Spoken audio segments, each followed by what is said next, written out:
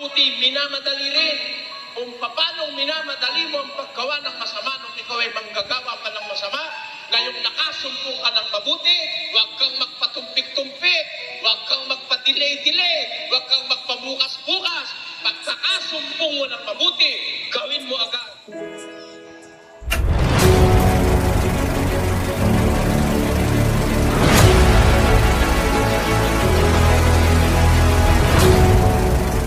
Isa pang komento mga kaibigan, ang bigyan na naman natin ng pansin dito po sa ating programang Expose the Truth. Nagpapasalamat ako sa mga talagang nagsusuri at naliliwanagan, mga kababayan. Pero itong gusto ko pong sagutin dito po ay isang Iglesia Katolika, miyembro ng Iglesia Katolika, na ganito po ang kanyang tanong, no? O komento. Sabi niya dito, sa araw ni Jesucristo, ipakita niya sa iyo kung piki ang dinala ni Magellan. Napatay si Magellan sa pangalan ni Jesus. Ipinipilit kasi ng mga Iglesia Katolika, mga kababayan, na si Magellan, siya ang nagdala ng Kristyanismo dito sa bansang Pilipinas.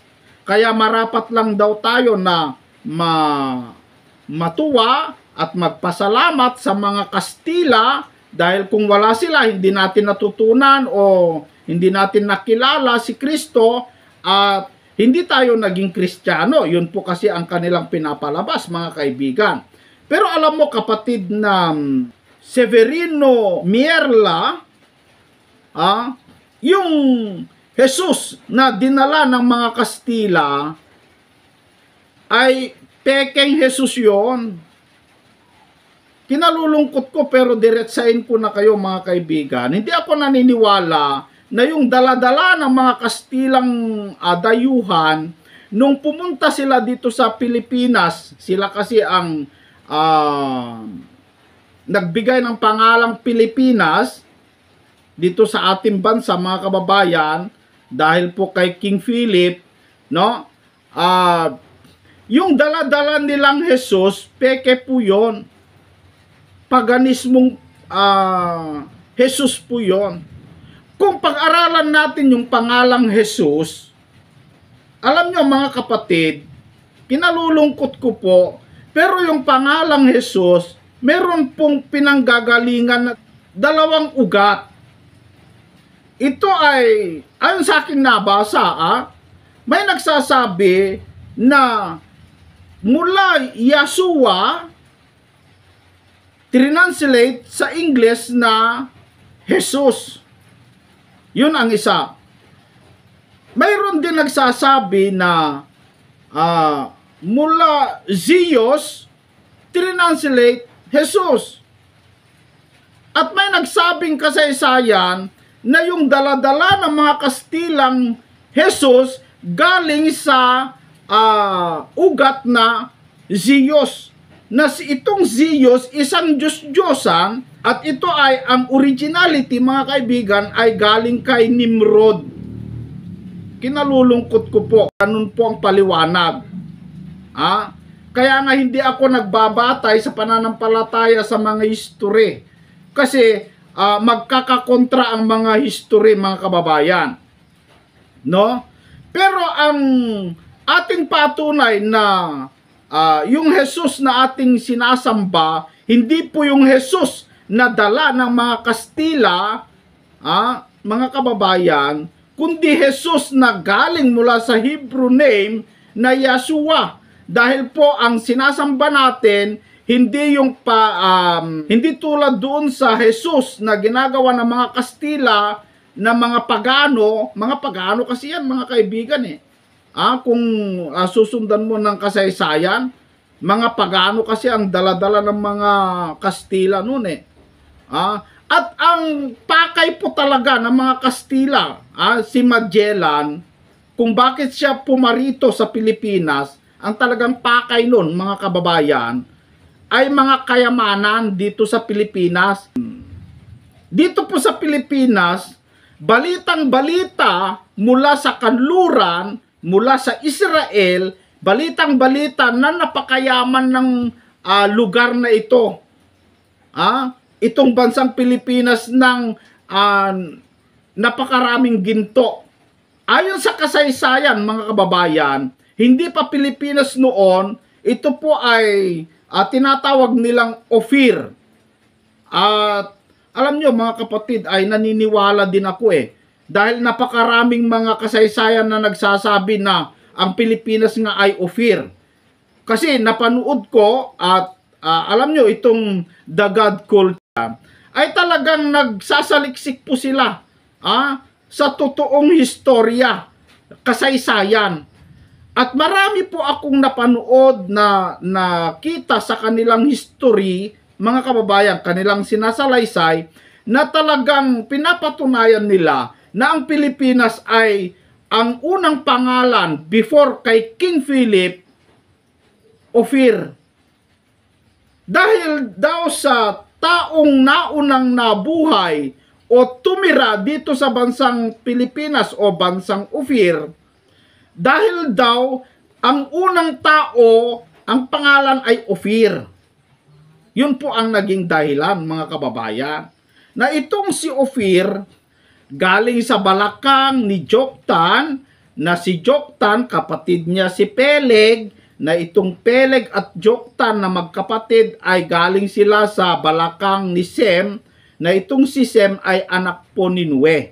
Itong si Peleg, ito yung angkan ng mga Israel, na ayon sa kasaysayan, pinapatunayan po ng mga historian na ang dahilan kung bakit po pinangalan ng Ophir dahil po sa unang tao na tumira dito na nagngangalang Ophir, na ayon sa kasaysayan at pinapatunayan po nila na may Ophir nga na nakatira dito dati, at sinasabi nila na ito po ay anak ni Joktan, na si Joktan ay naging apo, kaapo-apoan ni Nue, mga kababayan.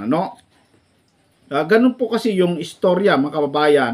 So, sinasabi nila kamag-anak daw natin, buong pinsan daw ng mga Pilipino ang mga Israel. Ewan natin kung gaano katotoo yan, pero ayon sa kasaysayan yan.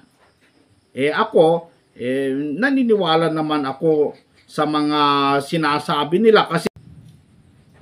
So, at ang bansang Ophir, ayon po doon sa 1 King chapter 9 sa verse 28, 29 hanggang chapter 10, mababasa po natin, mga kaibigan, na si Solomon ay pupunta rin dito sa Ophir, na kung saan ay kumukuha ng napakaraming kayamanan, mga mahalagang bato, ginto, mga kahoy na almog, na yun po'y tinatawag natin nara, mga kababayan. Dito daw nang gagaling yung mga inilalagay niya sa kanyang templo nung ginagawa ito, no?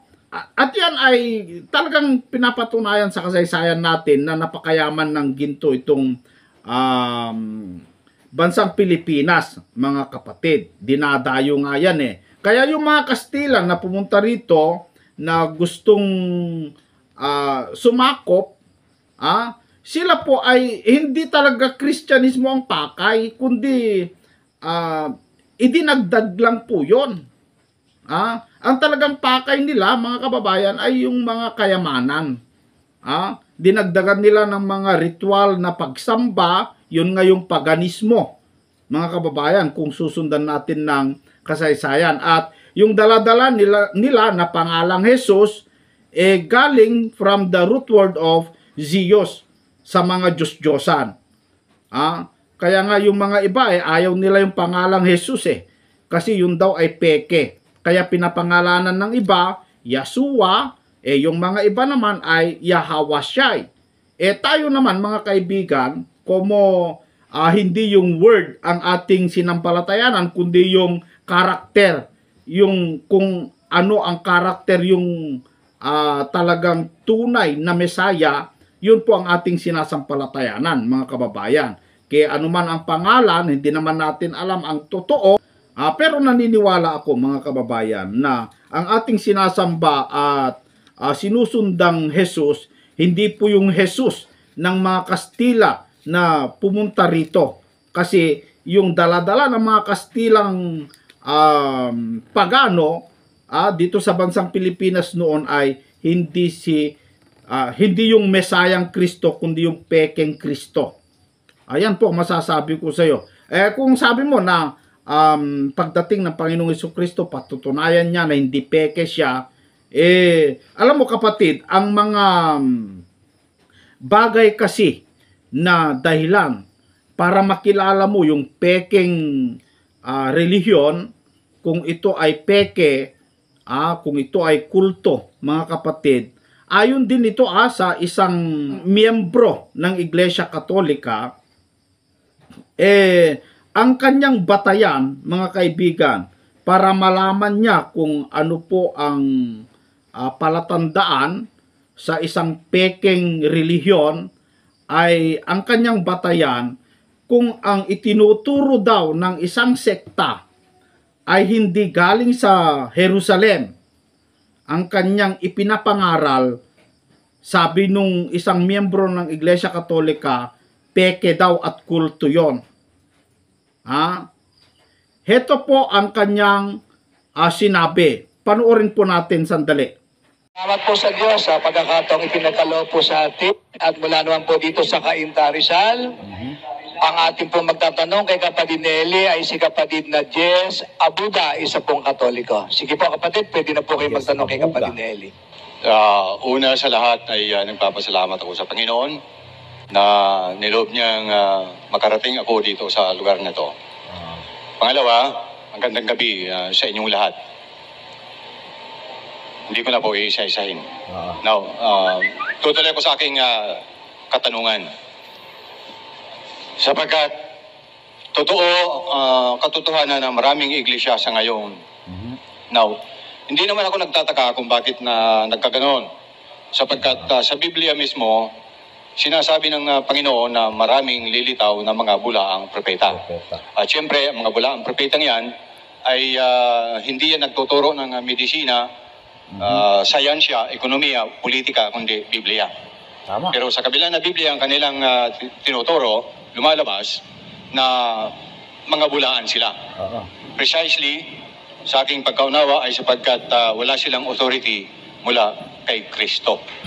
Now, dahil dito, sa dami ng relihiyong ito, ako ay nagsumikap ng kahilingan sa Panginoon na ibigay niya sa akin ang pagkakilala ng tunay niyang iglesia na itinayo ng Diyos. So, sa akin namang sarili, nagpapasalamat ako sa Panginoon sapagkat mayroon pinakita sa akin na 3 batayan ng pagkilala at pagtuklas ng tunay na iglesia. Isa ay ang nagpasimula ng iglesia ng Diyos. Na walang iba kundi Diyos din naman ang nagpasimula ng iglesia niya, hindi tao. Tama naman. Kasi ang itinayo ng tao na iglesia ay iglesia ng tao. Hindi mapapasublian yan. Pero ang itinayo ng Diyos na iglesia, talagang iglesia nga yan ng Diyos. Pangalawa, ang isa sa batayan ng pagtuklas ng totoong iglesia na ito ng Panginoon ay yung lugar kung saan nagsimula ang kanyang iglesyang ito. At aking naunawa na ang iglesia ng Panginoon na hindi nagsimula sa Amerika, hindi nagsimula sa Roma, hindi nagsimula sa Pilipinas, hindi nagsimula sa Australia. So maliwanag yun, Edmond Decena, kayong mga defensor, hindi nagsimula sa Roma. O kahit man sa panig ng bansa ng mundo maliban sa Israel. At ang pangatlo, ang panahon ng pagsimula ng iglesia ng Panginoon ay walang iba kundi sa mula nung 33 taon si Kristo hanggang 33, sapagkat yan ang panahon ng kanyang pangangaral na kung saan sinabi niya, itatayo niya ang kanyang iglesia. Kaya kung ano ang iglesia ang lumitaw pagkatapos ng Panginoon dito sa lupa, inaakala ko na iyon ay kasama na sa mga bulaang propeta na itinayo. At kung hindi sa Israel nagsimula, kabilang din yon. Sapagkat ang tatlong pamantayan ko ay sumasagisag sa tatlong katauhan ng Diyos. Ama, Anak at Espiritu Santo. Pag nagkulang sa tatlong ito, lumalabas na hindi tugma. At sa panahon naman, kung panahon ng pagbabatayan, panahon ng mga apostol na kung saan karugtong ng Panginoon, ang Katoliko ang tumutugon sa panahon na to sapagkat ang Katoliko lamang ang nakakapag-angkin kay Apostol Pedro bilang unang puno ng pananampalataya ng simbahang ito. Wala ko yatang alam na nakakapag-angkin kay Apostol Pedro na kanilang unang puno ng simbahan. So pag-angkin lang pala. Kaya sa tatlong panukat ko na aking sinabi, itong Katoliko ang tumutugon. At ang iba ay kung hindi man dalawa ang mali, tatlo, lahat. So ayan po mga kaibigan, napakalinaw yung kanyang sinabi na ang batayan sa isang totoong mangangaral o totoong iglesia ay dapat ang kanyang ipinapangaral galing po ito sa Jerusalem. Hindi po galing sa kung saan-saan. Dapat sa Jerusalem ang gagaling yung ipinapangaral. Yun po ba mga kaibigan ay pasado ba sa Iglesia Katolika? Mga kapatid? Panuorin nga natin ang isang sinabi ng mga taga punto por punto kung ano po ang kanilang pinagbabatayan sa kanilang ipinapangaral tungkol po sa exorcism na ginagawa po nila, yung mga ipinapangaral nila. Saan po sila nakabatay? Saan po sila kumukuha ng kanilang ipinapangaral? Panoorin natin itong sinabi ng mga taga punto por punto. Ito po mga kaibigan ay sinabi ng ating Panginoong Hesukristo bago isinulat ni Juan na meron talagang mga lilitaw na mga bulaang propeta. Meron po akong ipapakita sa inyo mga kapatid, isang video po mula sa punto por punto atin pong pag-aralan. Ito mga kaibigan, kung ano po ang kanilang sinasabi tungkol po rito. Ito po ay video ni Brad Jando tungkol po sa pagsagot niya doon po sa aligasyon na sinasabi ni Brad Alvin na itong si Brad Alvin ay kinumentuan niya po ang mga itinuturo ng mga taga-punto por na ang pinapangaral daw di umano ng mga taga-punto por punto ay walang batayan. Wala po silang batayan, yung kanilang ginagawa na exorcism at saka yung ipinangangaral nila tungkol sa third eye, mga kaibigan. So, ayon po kay Brad Alvin, wala daw ito sa Biblia at wala din daw ito sa CCC nila o yung Catechism of the Catholic Church, mga kapatid. Panuorin po natin bago natin bigyan ng komento. Ito po ang video mga kaibigan, atin pong panuorin si Brad Jando. Hindi naman masama na ating sagutin ang mga issue na ipinupukol sa atin, So, balikan natin yung video na binanggit ni Alvin Gitamundo kung saan ito ang kanyang sinabi. That is a valid challenge of debate. Sabi daw niya, it is a valid challenge of debate na Kasi halimbawa, kung walang batayan yan, ginagawa nila. Baka halimbawa, baka walang batayan. So, hindi pa niya confirm kung merong batayan o wala. Tinatala. Yan. Sabi ni Alvin Gitamundo, baka wala daw batayan itong mga taga punto por punto. At yan ay dinefensaan ni Brad Jando, mga kaibigan. At meron din daw naman silang batayan. Panuorin po natin mabuti mga kaibigan. Tignan natin kung ano po yung batayan ng taga punto por punto sa kanilang ipinapangaral. Maganda po mga kapatid na MCGI, kapatid na Milo, kapatid na Faith, kapatid na Jenner, kapatid na Robert, kapatid na Russell, o sino pa man ang nandyan, kapatid na Carlo. Panuorin po natin mabuti ito, napakaganda. Na kami, wala pa siyang confirmation kung may batayan ba o wala, o tuloy. Ministry of Healing and Deliverance or Exorcism na pumupunta sila sa mga parokya-parokya sa buong bansang Pilipinas. Tapos wala pala yan, hindi pala na inutos ang obispo. Yan. So, mali daw yung ginagawa daw nila na sila ay pumupunta sa iba't ibang bahagi ng bansa na hindi daw utos ng obispo.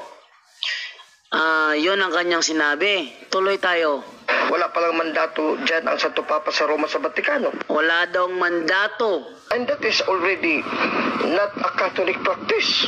Ang sabi niya, that is already not a Catholic practice dahil Ayan, ang katwiran ni Brad Alvin, hindi daw practice ng Iglesia Katolika yung ginagawa ng mga taga punto por punto na exorcism at saka healing deliverance. Hindi daw practice. Dito mga kaibigan ay pinasisinungalingan po ito ni Brad Jando. Mali talaga dito si Brad Alvin mga kaibigan. Panoorin po natin, tuloy natin. Kasi meron silang batayan sarili lang daw namin yan. There is also a doctrinal aspect in that regard kasi yung healing, in-institutionalize nila. Yun. So, eto na tayo ngayon. Sana, before siya nag-live ng ganun, nagtanong muna siya sa amin. Yun. Brother Jando, tanungin ko lang kayo, ganito, totoo ba? Isasagot kami. Ayun. Hindi yung diretso na siya tira. Bakit kasi hindi ka nagtanong, Hindi siya Brad Alvin? nakapagtanong sa amin. Ito unang una. Ang pinagbabatayan namin, yung aklat ni Yan, makinig kayo mga kaibigan, maputol ko. Makinig kayo, Meron silang batayan, Brad Alvin.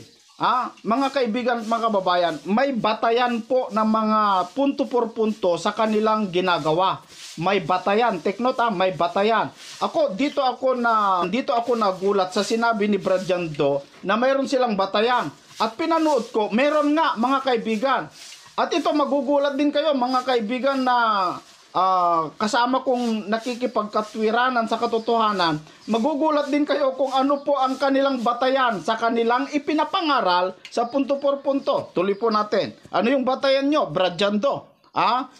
Sa ginagawa ninyong sa ipinapangaral ninyo dyan sa punto por punto, ano po yung batayan ninyo tungkol po sa ginagawa ninyong exorcist? Father Jose Francisco Siquia. Yan Ayun, ang batayan po nila galing kay Father Jose Francisco Siquia.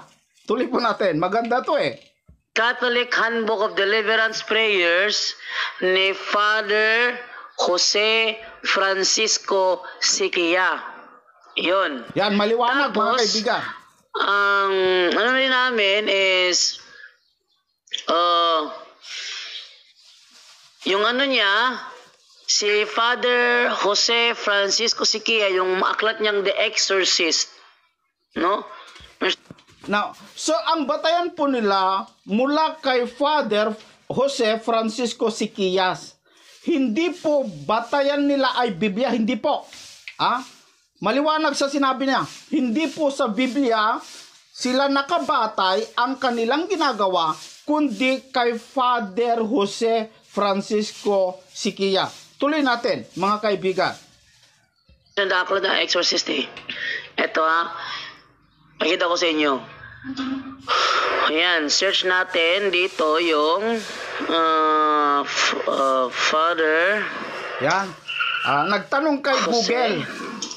Nagtanong kay Google. Francisco. Mahilig sa Google itong Yan, mga si Kia. taga-punto-punto eh. Ha? Yan o. Ayan. Ito yung aming pinagbabatayan na aklat. Ayun. Ito. Ang pinagbabatayan nila, yung Yan. aklat. Hindi sa Biblia, ah. Dito kami nakabatay ngayon. Yung mga pinagtuturo namin, galing dito sa Catholic Handbook of Deliverance Prayers. Ayan, napakalinaw mga kaibigan. Ang ipinagtuturo namin, galing dito sa handbook. Handbook. Na ito ay libro ni Father Jose Francisco Siquillas. Hindi sa Biblia mga kaibigan. Nako, delikado ito. Kayong mga miyembro ng Iglesia Katolika, ang ipinapangaral pala ng taga punto por punto, ang batayan nila, yung ginagawa nilang exorcism, hindi pala sa Biblia. Ang batayan nila sa libro ni Father Jose Francisco Siquillas. Tuloy natin. Yan ha. Diyan nakabatay ang aming pagtuturo. Ano pa? Yung Exorcist, The Exorcist. The Exorcist Delikado by mga Father kaibigan, hindi pala sa Biblia, no? Siquillas. Eto, yung volumes na aklat. Yan. Yan. Ang pinagbabatayan namin, si aklat ni Father Jose Francisco Siquillas. Isa sa mga itinuro ni Father Siquillas is yung kanyang mga natutunan galing sa aklat ni Father Gabriel Amorth. Yan, kung saan naman natutunan si Father Jose Francisco Siquillas yung ipinapangaral niyang exorcism, galing din sa isang pare, natutunan niya rin. So hindi sa Biblia din, mga kaibigan. Tuloy po natin. Exorcist ng Vatican. Tuloy tayo. Sabi dito, Galing sa Vatican. he would read publication by Vatican Chief Exorcist Gabriel Amorth, which led him to start attending courses on exorcism in Rome since 2008. So, si Father Siquillas ay nag-a-attend ng courses on exorcism doon mismo sa Roma. Handaan ninyo ang pinagbabatayan namin, ang mga aklat ni Father Jose Francisco Siquillas. Ang sabi ni Alvin Itamundok, hindi daw ito mandato ng Papa sa Roma. Amin-amin lang daw ito. At hindi Roman Catholic practice.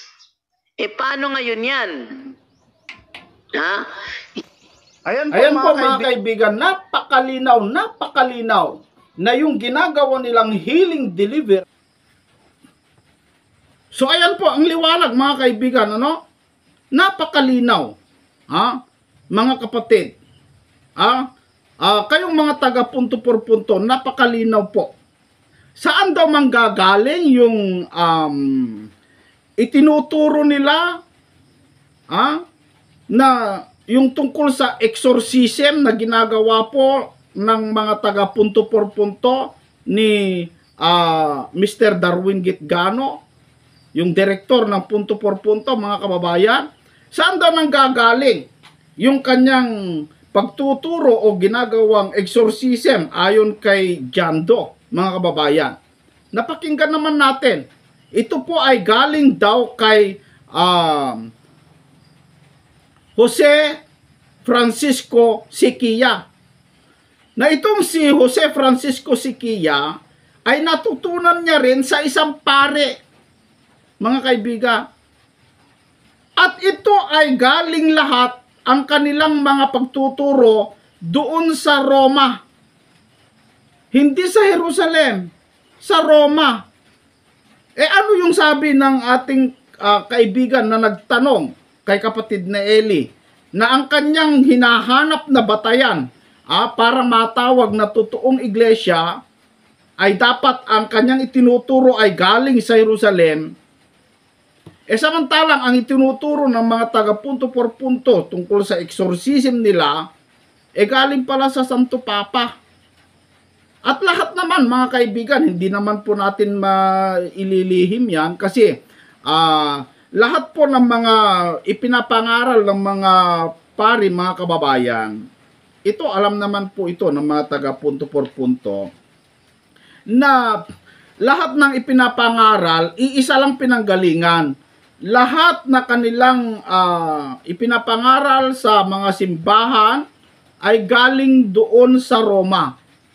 Lahat-lahat, galing sa Roma lahat ang kanilang mga sinasabi. Pati yung mga pamphlet, kahit magbinyag sila, magkandak sila ng seremonya para sa mga patay, kung ano-ano pa man ang kanilang mga ginagawa, lahat ay galing po yan sa Roma.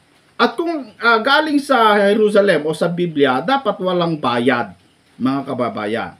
So dito makikita natin, mga miyembro po ng Iglesia Katolika ang nagsasabi kung ano po ang kultong relihiyon. At isa pa, ganito ang sinasabi dito po sa Santiago. Gusto ko basahin, ano? Sa Santiago chapter 3 verse 14, ganito ang sinasabi. Ngunit kung kayo'y mayroong mapapait na paninibugho at pagkakampi-kampi sa inyong puso, ay huwag ninyong ipagmapuri at huwag magsinungaling laban sa katotohanan. Hindi ito ang karunungang bumababa mula sa itaas, kundi ang nauukol sa lupa, sa laman, sa dyablo. Kung ang isang grupo daw, grupo, sekta, ay mayroong paninibugho, pagkakampi-kampi, hindi daw ito galing ng karunungan o ang karunungan bumababa mula sa itaas, kundi ito'y ukol sa lupa. Nauukol sa lupa, sa laman, sa dyablo.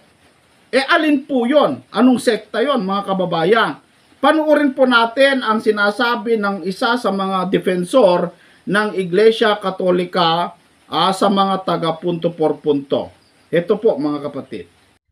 Sunod kinalaban ko si Father Darwin, yung aral niyang kinalaban ko, yung maling aral. Kaya ang topic ko, kawirduhang turo at aral ni Father Darwin Gitgano ng Team Maria na hindi mulalig sa simbahan Katoliko. Napagaling ko lang ng title ko, huwag kayong bias, huwag kayong magalit. Tama po. Personally ko, sinasabi ko pa, nga si Father Darwin ay pangit, si Father Darwin at salbahe, at Team Maria, mga masamang tao. Tapos yan ang patutunayan ko ngayon. Yan ang personal, yan ang mali, hindi yan tama. Ang aral ang pinatunayan ko, makawirduhang aral. Yung aral, tinatawag kong mga wirdo. Kasi nga, wirdo, kasi hindi nga tinuturo ang simbahang Katoliko. Tinuturo ba ng simbahang Katoliko may third eye tayo? Mga Katoliko por Diyos por Santo na yung aral na third eye. Sa Gnosticos yan aral ng demonyo yan, the secrets of Satan. Pahayag, Revelation chapter 2 verse 24. Mga sekreto rin, secret teachings of Satan, Revelations 2:24.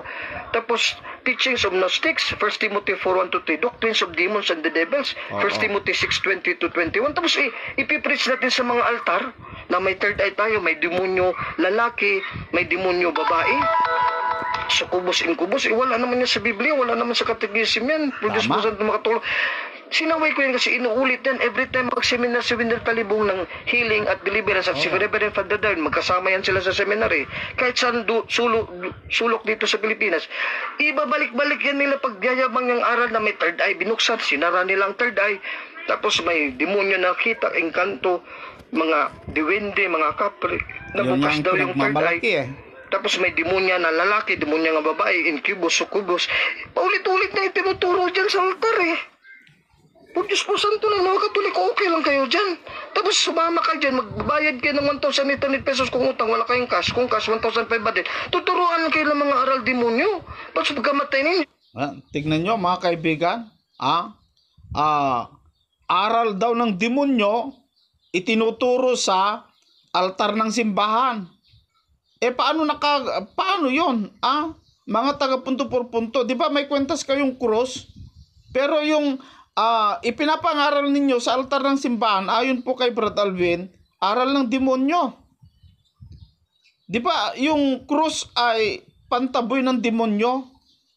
Abay, napapaisip tuloy ako na talaga yung krus ay sa demonyo talaga yan, mga kaibigan. Hindi daw yan turo ng Iglesia Katolika yung third eye na yan, mga kapatid. Tuloy natin. Hindi nga kayo siguro na dumapurgatorio, baka may impyerno pa. Yun. Kasi aral na yung demonyo na natutunan nyo kay Father Darwin. Father Darwin, maawa ka naman sa mga Katoliko, por Diyos por Santo, Father Darwin. Kung aral ng demonyo yung third eye, kapatid na Alvin, parang pinapalabas mo na si Darwin Gitgano o ginagamit ng demonyo, parang ganun ang lumalabas, mga kaibigan. Kasi sabi niya, yung tinuturo daw ng taga punto por punto at doon sa altar ng simbahan, naku po, ano ba ito, mga kaibigan, doon sa altar ng simbahan, yung itinuturo daw nila ay aral ng demonyo. Sino nagtuturo? Ibig mo sabihin, Brad Alvin, yung kasama mong CFD, nagtatanggol sa Iglesia Katolika, nagpapagamit sa demonyo. Meron naman na kwentas na krus. Bakit? Ay, nako mga kapatid, tuloy natin. Nagmamakaawa ko sa iyo, Father Yun, Darwin. nagmamakaawa na. Tigilan nyo ng mga maling aral nyo. Magpakonsulta kay Brad Alvin, kay Brad Ramon Gitamunok. Marami naman ditong marurunong si Reverend Father Fran Villec. Mantakin mo, pangaralan mo yung tao, aral ng demonyo, tapos magpabayad ka ng 1,500. Kung utang, 1,800. Naku po. Hindi niyo ko nakonsulta.